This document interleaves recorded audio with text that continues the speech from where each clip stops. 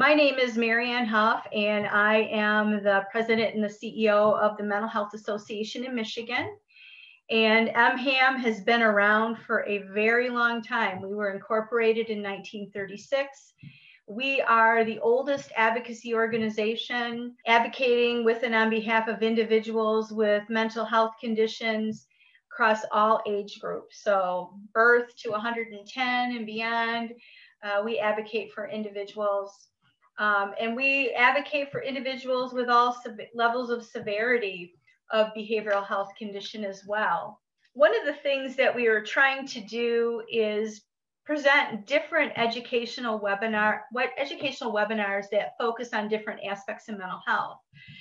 So given that, I'm not sure a lot of people realize that improv has been used to help individuals with mental health conditions cope with their symptoms.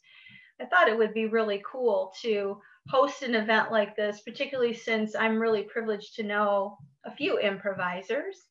And so really I'm grateful that you're joining us today. Actually, improv has been used for a very long time to help individuals cope with symptoms of anxiety and depression. So what I want to say is that, we're really fortunate because we have two panelists, and then we also have the young lady who is a star of the videos that were put together with us. One of our presenters is a mental health professional, and she uses improv in her clinical work to help individuals with anxiety and depression. Our other panelist is a longtime improviser from the Detroit area, but also has used improv to deal with his own mental health condition. The other thing, as I said before, we are fortunate to have 3 short videos called Brain Breaks, and I want to introduce you to Nicole Pascaretta, who is from Detroit, but who now hails from New York City, which is where she is right now. Again, we are really privileged to have these 3 individuals today. And if you have any questions, please put them in the chat box. There will be time for question and answer actually throughout the video. We want it to be interactive is really how we like to do our webinars. So feel free to ask your questions. So I'm going to go ahead and I'm going to introduce our panelists, and then the way it's going to work is our panelists will give you a presentation on improv and mental health from their perspective, and then we will have the first brain break. I'd like to introduce you to Ashley Hughes, who is a mental health professional. In 2018, Ashley had 2 graduations. The first was from the Pointless School of Improv in Ann Arbor, where she spent 1.5 years learning about improv and how to be a good improv performer. The second was from the University of Michigan with a master's in social work with a focus on interpersonal practice and mental health. She'd been working in the mental health field since getting her bachelor's in psychology in 2013. But in 2018, she envisioned a way to bring improv and mental health together, which was a huge turning point for her. Currently, she is working as a mental health therapist in private practice and teaching improv for the Pointless School of Improv on the side. Excuse me a minute. In her free time, she loves baking, running, spending time with her partner and friends, and she believes that as adults, it's easy to forget how important it is to play and have fun together amongst all the demands of our day-to-day lives. She tries to incorporate play in as many areas of her life as she can and wants to continue helping others to do the same. So let's welcome Ashley. Ashley, thank you for being here today. Thank you for having me. You're welcome. Okay, RJ Cash is from the Detroit area. RJ has been performing in theater for as long as he can remember. From improv to plays, he loves it all. He's performed at such venues as Planet Ant Theater in Hamtramck, the Ringwald in Ferndale, and the Berman Center. In 2013, he was the recipient of a Wilder Award for his performance in Champions, a show that ran at the Planet Ant Theater in Hamtramck. RJ loves to cook, and is a culinary arts aficionado and also has worked in the food industry as a chef for many years. And Nicole Pascaretta, she is the star of the videos. She was born and raised in Metro Detroit and is now based in New York City. She discovered the world of improv in 2013 and has been performing musical improv, sketch comedy, musical theater, and writing ever since. Her recent projects include sketch videos with her comedic duo, Bring Your Own Bob, who recently went viral on TikTok. She is a content creator for TikTok's first ever variety show, Fairly Funny, and is having a ball with her comedic persona, Nicole Birdfeather. Nicole is very passionate about mental health and comedy and wants to say thank you to MHAM for the opportunity to combine the two. And you can follow Nicole's projects on Bring Your Own Bob, Fairly Funny, Nicole Birdfeather, and her personal page. So before we begin our presentations, I would like to share with you the very first brain break. Now it's time for a brain break.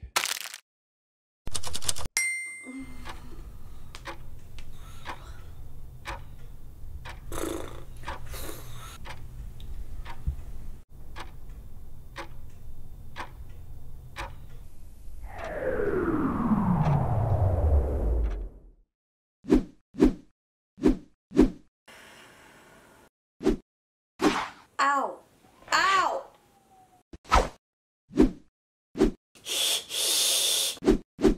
Why? This is so annoying!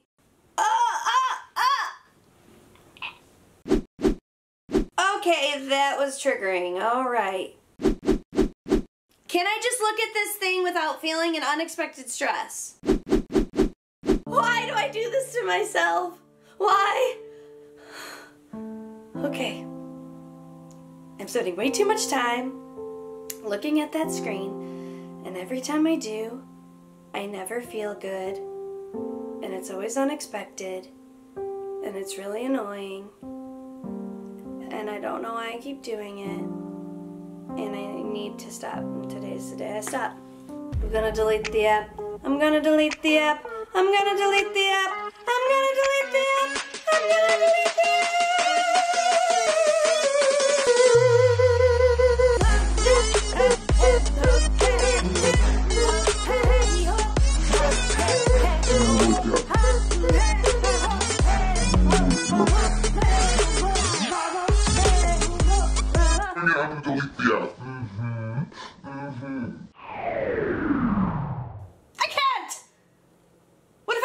With people. It's good for me because I can post my creative work, and of course I want to connect with my friends. I can handle it, and there's nothing on there that really throws me off unexpectedly, like too badly. I don't need to delete it. I'll be okay. It's just everyone's lives, and it's totally worth having, and I can totally handle myself, and I can limit the time I spend on it.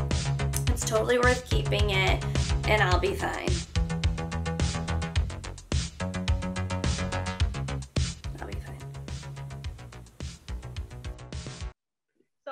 Question before Ashley begins her presentation. How does social media impact your mental health? Thank you. Me? For everybody. Me? Well, that literally is how I feel when I use social media. It's so hard. It's like such a beautiful tool, but it literally makes me feel not good a lot. It's probably one of the things that makes me feel anxious, and I don't see it coming every time. And I almost don't even notice I'm about to go click the app, and I'm like, oh, it's literally, that's the sketch was inspired by real life. And then I never want to delete it, and I don't delete it. So, you know, yeah. It's hard. Well, thank you. So like Marianne said in my introduction, I've been in the mental health field since 2013. I got my master's in 2018, started working as a therapist in a private practice then. But it was about 5 years ago that I took my first improv class.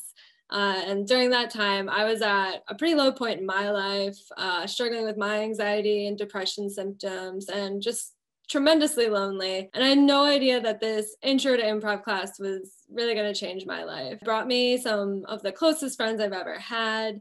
It helped me with my mental health symptoms and helped me get my confidence back.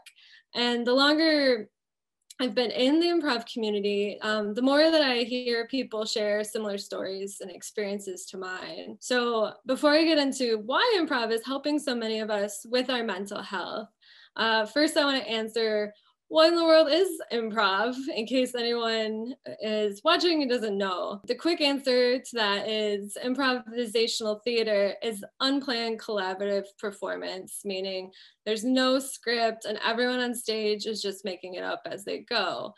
There's short form improv, which you might have seen examples of if you've ever seen the improv show, Whose Line Is That Anyway? That's one example of short form. But then there's also long form, which is more scene based and which is what we would focus on in a therapeutic setting. The way I describe long form to non-improvisers is it's like watching a lot of short little plays get made up in front of you. So the important thing though, is that improv works on a lot of different skills that translate to everyday life.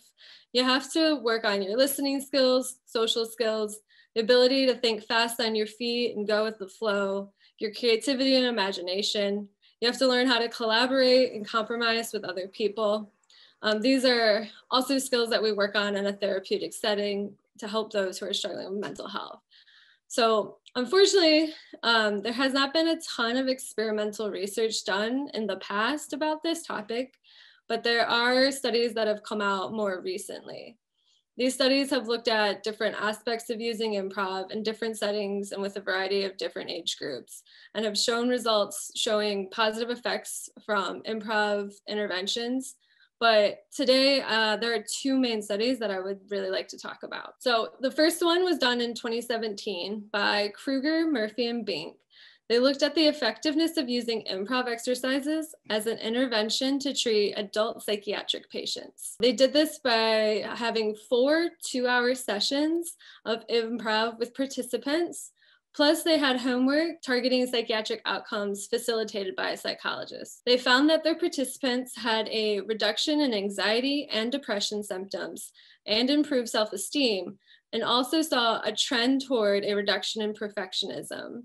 So they concluded that improv exercises may be a strong, effective treatment for anxiety and depression. The other study I want to talk about was in 2019 by Felsman, Seifert, and Hinkle. And this was done right here in Detroit, Michigan, working with the Detroit Creativity Project's Improv Project, which was 10-week school-based intervention. The study investigated whether adolescents participating in the improv class who screened positive for social anxiety at the beginning of the classes experienced reduced symptoms of social anxiety post-test, and if there were any changes in measures of confidence and social behavior. So at the end of the 10-week program, 43% of teen participants who had screened positive for social phobia week 1 no longer screened positive. 43%. This was correlated with increased social skills, comfort performing for others, willingness to make mistakes, and decreases in symptoms and depression. Students also reported that they thought they had learned the value of teamwork. These findings are especially important due to adolescents being particularly vulnerable to social anxiety and the vast number of barriers that they face to access mental health treatment. So in this study, they concluded a school-based improv theater program may offer a low stigma, low cost, and more accessible context for reducing symptoms of social anxiety in teens. Going back to that question, why is it that improv has helped me and so many others with their mental health? Well, the way I like to explain and talk about this is by comparing some of the fundamentals of improv with strategies taught by popular forms of evidence-based therapy. This is also how I designed the workshop that I teach using improv for anxiety and what I'm doing to develop my full-length class on the topic. One of the biggest concepts in improv, sometimes referred to as the first rule of improv, is yes and. So what this means is an improviser accepts the information their scene partner is giving them and adds more to it to move the scene forward. So if my scene partner says, "Hey, you're looking fabulous in that dress," then I might respond with something like, "Oh my gosh," which, thank you, which would be the yes, I'm accepting what they're giving me. And then I'll go on maybe to say like, I just really wanted to look good for our first date, which is anding. So I'm adding context, and now the audience knows this is our first date and I'm looking really smoking in my dress right now. If we take that yes and concept and we think about therapy, my mind jumps to dialectical behavior therapy, or DBT, and the concept of radical acceptance. Radical acceptance teaches us to acknowledge the present situation without judging it or ourselves, citing that trying to fight the reality of the moment could lead to suffering, which is similar to fighting the reality of an improv scene could lead to the suffering of you, your fellow performers, and the audience. Radical acceptance wants us to look at the reality of the situation, which is the yes, and then look at it for what a situation is, can help us examine and decide what to do next, the and. It refocuses to consider, what role do I play in this? What can I do now? And how do I cope? So similar to a yes and. In improv, it's also important to be able to show different types of emotions and have emotion-driven reactions. In one improv exercise, you're given an emotion to start the scene with, and then throughout the scene, you're paused by your teacher saying, okay, now show me you're angry from this point forward. Okay, now you're sad. Now you're utterly perplexed. And they push you to show various ranges of emotions and to be able to talk about them. And in cognitive behavior therapy and CBT and DBT, one thing that we work on is emotional intelligence. So being able to recognize what it is that we are feeling, which involves recognizing physical sensations and what we might be doing with our bodies when we are feeling these different types of emotions. So these improv exercises can help us learn about these physical reactions by having us show them in an exaggerated way. And then the scene work also gives us an opportunity to practice talking about our feelings. We know that role play is very useful in teaching different skills in therapy, and improv exercises are a great way to do that role playing. We also get to role play our social skills through improv. We have exercises specific to creating grounded relationships with someone in a scene. Exercises where you have to figure out a solution to a problem with your scene partner. Exercises where you're sitting around a dinner table with your scene partners who have been given traits to make them your interesting family members, we'll say. So in therapy, we might be discussing and processing these types of social situations and talking about what the client would like to do differently in these social situations. But improv is providing a low stakes way to practice what we are learning. You're allowed to mess up in improv. Your scene partners are going to have your back because support is another cardinal rule of improv. Support is key. Each person is supporting each other's performance so that everyone is successful, because everyone has to be successful for anyone to be successful. So this group process and support builds trust and allows people to feel safer taking risks. You get to practice attentive listening, acceptance, nonverbal communication, and interpersonal skills. So for my mental health workshops I have run, using improv and the full-length class I'm developing, I also take time to discuss different coping strategies and skills from CBT and DBT, and I have exercises to help us practice those as we discuss them. But right now, the last thing that I really want to mention, which was also mentioned in my introduction, is my favorite part of improv, and I think it's really important, is that improv allows us to play. As adults, we kind of forget how to play and how to make believe with our peers. Research shows us that for children, play builds self-esteem, confidence, and helps them develop supportive relationships. Looking at those studies that I talked about and my own improv experience, I would say play has a similar effect on adults.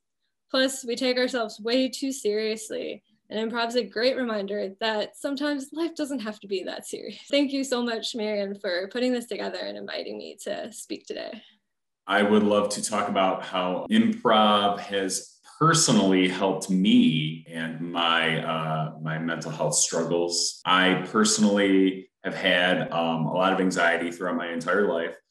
And when I say that, I mean like excessive rumination, worry, excessive like intrusive thoughts, self-doubt, stuff like that. And I didn't take my first improv class too help with that necessarily. I just had always been into theater, and then I got interested in improv, found that it actually really does help with a lot of those symptoms that I was experiencing. Some of the ways it's helped me are actually things that Ashley already talked about. Radical acceptance is a huge one. One thing I found is that anxiety, it's really like a lot of it's just like in your head, you know, and one phrase we use in improvisation is getting out of your head. And so you're not like thinking all the time, you're just there present, and it really teaches you to be present and in the moment with your scene partner. Because if you are, again, like Ashley was saying, it is made up theater, right? So it's just like you and another person or multiple people creating a scene out of nothing, maybe just a suggestion, but you don't have a script or anything. So you have to be so present in the moment. Listening is huge, and you can't be fully listening and engaged if you're thinking. You just can't be. You can't do both. So you can't be planning and listening at the same time. And so for me, just the act of getting out of my head and being so present is really helpful. And then taking that, learning how to do that, and then taking that into your everyday life helps combat those symptoms that I would experience. You know, again, overthinking and just reacting like honestly. Again, like just not overthinking is a big thing in improv, is just reacting honestly, and that really is helpful. And then I would say like the biggest thing that has really helped me is, again, with the radical acceptance, you learn that you can't control everything. And that's like the biggest thing with anxiety for me, I feel, is you are like so grasping so hard to just like control everything around you. You can't do it. The only thing you can control is what you do. And that is exactly how it is like in an improv scene. You can't control what your partner's going to say. You can't control the way the scene's going to go. Really, you can't control a lot of things. The only thing you can control is how, again, like I was saying, how you react. And that's it. And that's really it. And that's just that accepting the unknown. Like you're going out there with nothing. And then on top of that, if you're doing it in front of, you know, an audience, because then you eventually, if you want to perform, you do that. It's not just in a class setting. Then that's a whole nother layer of like really letting go and just being open to whatever happens. Because then there's like people not only paying to watch you, but they're just like watching you, judging you, you know, like, are they laughing, this and that. So you have to just go out there and totally accept like whatever happens, and then just do the best you can to react as honestly as possible, you know, to it. And I found that really helpful. I understand like the stakes in an improv scene may not be as high as like the stakes in everyday life, right? However, I found that if I just take that idea of being able to accept and knowing what it feels like to be out there, like, all right, this is what it is. If I take that and then use it in my everyday life, that also really helps with anxiety and just that constant like grasping on to just what I can't control. You know, you meet a lot of wonderful people, and so then, you know, you make a lot of great friends, and it's also, like Ashley was saying, just really fun. And there's the play aspect. And so that also definitely like lifts your spirits as well. So yeah, there's just so many things and so many great life skills. And going into this again, I was not looking for that necessarily, but I definitely found it. And it's wonderful. And everybody should take at least one improv class because it does help. It does help. Even if you're not an anxious person like myself, it really does just help. That's all. Thank you. Thanks for having me. Now it's time for a brain break.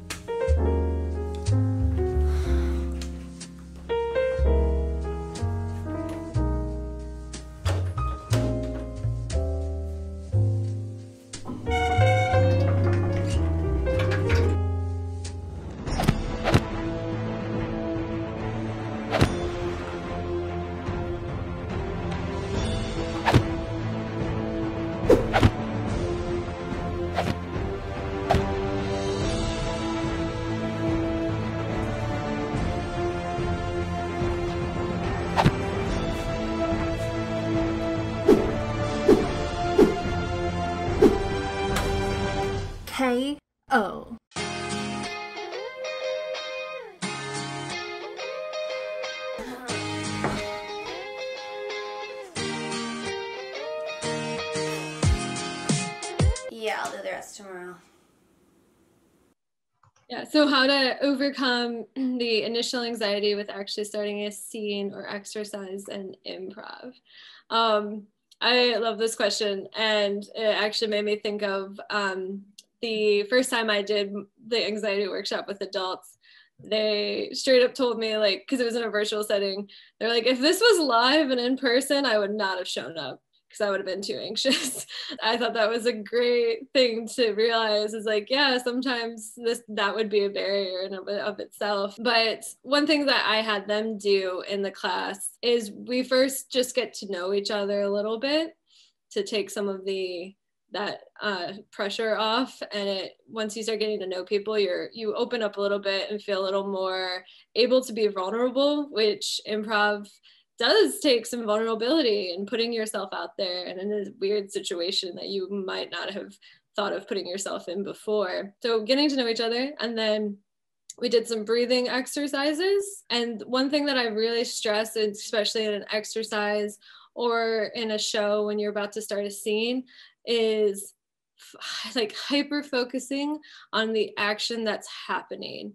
If you're feeling anxious about stepping out there and following your foot, one key is to, like RJ was mentioning, to get out of your head. You're probably thinking too much about it, and just pay attention to what's already going on. So if it's just a game of zip, zap, zap, and you're not the one who started it, maybe just concentrate on what other people are saying. And when it comes to you, you just feel that energy and then send it forward to the next person. If it's standing on the back line and you're worried about making an edit or coming out next, concentrate on the scene that's happening. And then when it's your turn, you'll think of something. Like, even if it takes a minute or a second and you're standing there and you feel awkward, other people are going to play with that and still use it to make you look good. Like I said, it's all about that supportiveness, and the more you do it, the easier it gets. I know for me, one thing that works, so say, yeah, it's like lights up, on the stage, and it's like your first scene. One thing that really helps me is, again, like Ashley was saying, get out of your head. Like she was saying, you want to get into your physical, right? So one thing you can do is we call, like, so again, we're making up scenes, right, on the spot. We don't have props like you would in a play. So we have object work, which is you make up. So it's like, hey, I have a basketball, so you make up these objects. And one thing that helps me personally get out of my head is to, again, get into the physical and just start, like shoot some hoops, or like do this, cut something, like make some dinner, just something to, again, get into your body and not just so much in your head. That's probably like one of my number one things. Yeah. Yeah, I think that's a great point too, of like using that object work, because you don't have to necessarily say anything at first and just let it happen. So what I really hear you guys talking about, I've never taken an improv class, but it sounds like it's about living in the moment, being focused on the now, instead of what human beings have a tendency to do, particularly if people struggle with anxiety or depression or have trauma, is we tend to live from the past, not the present. And it sounds like with improv, if you're not focused on the now in the moment, you're gonna miss something. Is that right? Absolutely, yeah. Well, it sounds like a great skill for all of us to have. As RJ said, everybody should take at least one improv class.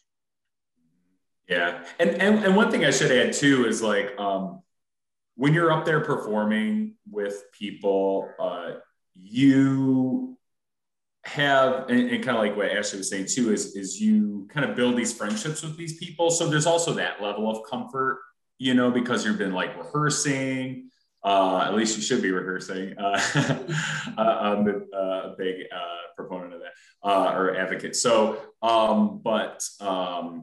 Yeah, you should be rehearsing and like building relationships with people. So it's not like you're out there necessarily with like a total stranger, you know. So there's like that level of comfort too. And we always do say like, I've got your back right before every show, just to show that yeah, we're supporting each other. And so you know, you're not alone. You're not alone up there. So. Do either one of you know, are people who are in improv, are improvisers more prone to have mental health conditions? Do you know? I would say that a lot of improvisers I've talked to happen to have mental health conditions and you know, a diverse spectrum of mental health conditions. I'm not necessarily sure if prone to having them. I do think there's some sort of correlation there. I'll say that. This way, I think what I really wanted to say is, are people with mental health conditions maybe drawn to improv? Maybe that's probably the better question. I don't know. I've met so many different personalities, you know, so in the community. So yeah, I guess I don't know. I don't know about that. Everybody's you know, different. So. Mm-hmm. Good. You guys have a question here. It says, April wants to know, how does rehearsing work with improv? That's hear that a a good lot. question. Yeah. Go ahead, Ashley. Sure. Yeah. Yeah, whenever it's like, oh, I have improv rehearsal tonight, it's like, what do you mean? I thought you made it up. Yeah. Yeah.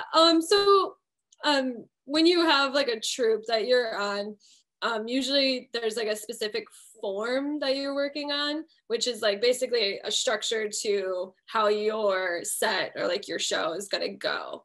And so like getting down the different movements of that structure of the form is important. And like we've mentioned, like that camaraderie and like getting to know your troupe mates it's just extremely important for improv. It makes it easier. You're more comfortable being silly and goofy with them. You have a relationship foundation already and can kind of sometimes anticipate where the other player might be going with something. You're comfortable getting physical with them, like because sometimes there's like touching and moving around each other and when you're on the stage. So it's really just like building that relationship and working on the structure. You're working on the different skills that I've mentioned, like using emotion and practicing your object work and building different characters and practicing different types of characters you're doing. Just all the skills. There's a ton of exercises that you might run through in a rehearsal before even getting to running through a set. Yeah, it is funny because I get asked, we all get asked that a lot. Like, how do you? Yeah. Also, to add to that, you should be, and it doesn't happen all the time, but you should have a coach, and then the coach will be the outside perspective, you know, and will kind of tell you what you could be working on and stuff like that. So that kind of adds to it too. So Ashley, I have a clinical question for you. So with the coach, is the therapist in the work that you do, is the therapist considered kind of like the improv coach? Yeah. So like if I'm running the workshop or working with a group who is using improv to work through some mental health stuff, yes, then I would take that role as a coach and kind of like push them and guide them through like exercises and push them in areas where I think like, oh, you can use more work on this, or let's try this social situation that you've been struggling with and have you practice what to do in it and testing out different things, or you have a lot of anxiety in this area, so let's it's almost like a little bit of exposure therapy sometimes of like, let's see what would happen in that situation. You have a hard time talking about emotions, I'm gonna have you show me with your face and body all these different emotions and then talk about them. So yeah, I would be like, as the coach, like pushing them to do those things and guiding them and talking about how it felt with them. We have another question that says, do you think it's important curbing anxiety with improv? I'm not sure I understand the question. April, do you want to expand on your question? I'm not sure I'm asking it the right way.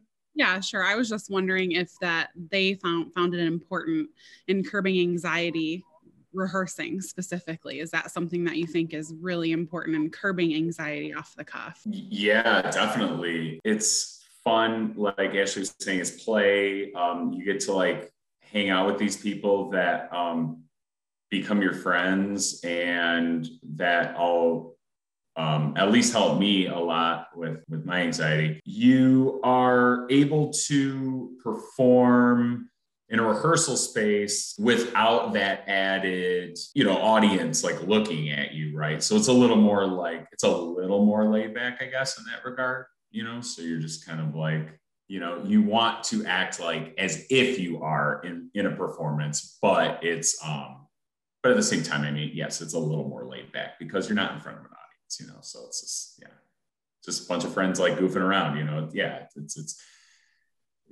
definitely helps with anxiety for me. Yeah, and it definitely helps with rehearsing. Like, it does make it easier once you are in front of that audience. There's something about having an audience though that's magical, and it brings a totally different energy to the improv you're doing with your troupe, and that can both increase anxiety before the show, but also just make it go away once you start.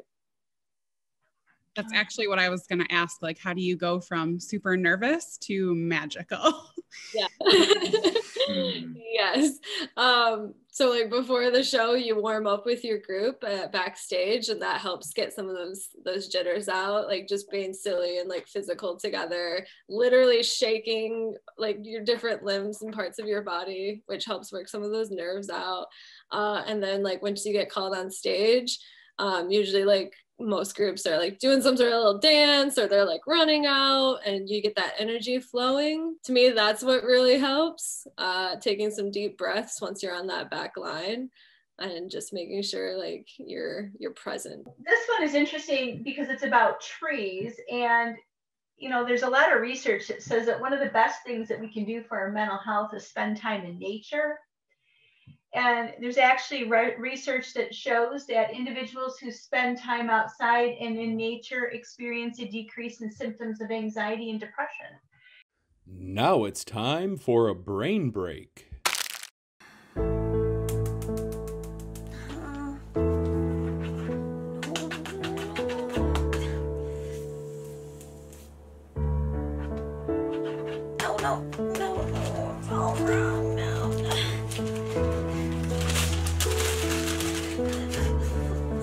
Are you feeling down, stuck, and uninspired?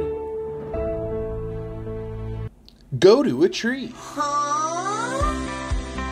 Yeah, I mean it. Go find a tree. Okay.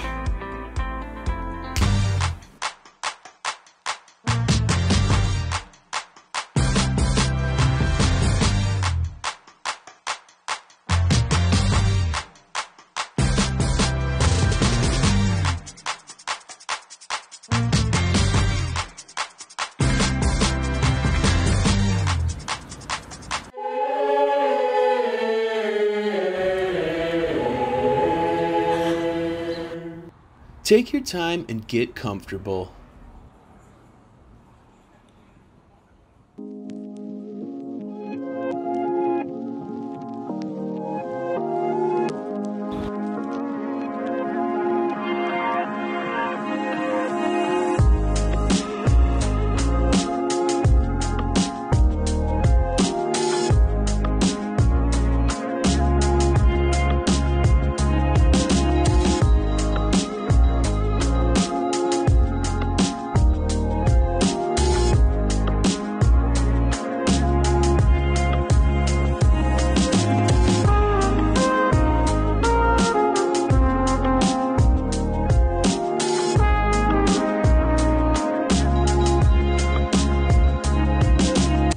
Trees. They've been around for centuries. Be there and take care of them so they can keep you grounded and continue to root you on.